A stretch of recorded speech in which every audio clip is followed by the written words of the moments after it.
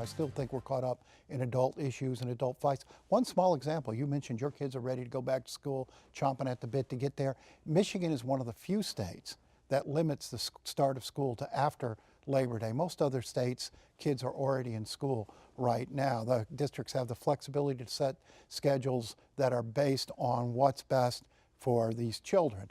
And in Michigan, we passed that law not for education reasons, but for tourist reasons, because we felt it would be beneficial to the tourist industry. And I think across the board, you can see our reform efforts getting caught up in turf wars, political fights, partisan differences, and not truly focused on, okay, this state are doing things right. Why don't we model them? We're still fighting over silly things. What about that focus on kids, Nancy? Well, you know, a lot of things boil down to folks being really resistant to change. Nolan is talking about how late the school year starts. Research is pretty clear that what's best for kids is year-round school. The loss, summer learning loss it's called, is a recognized phenomena. Teachers have to spend the first, 2 months of the school year teaching kids stuff they taught them the year before, because when you give them 3 months off in the middle of the year, they forget things.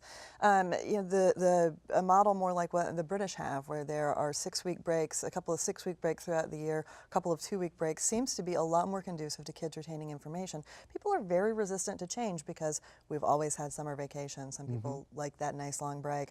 Other people hate it and would really like it. But I think most people are very resistant to changing things. But yeah, this education reform should absolutely be driven by what's best for kids. It has become a political fight in Michigan. It doesn't matter how sensible the change. It now breaks down into a partisan fight to one side here, one side there, without anybody really stopping and weighing the merits of the reform and looking at where it might work. I mean, there are education models that are working. You don't have to start all over. Why don't we take a look at what states who are making good progress, what they're doing?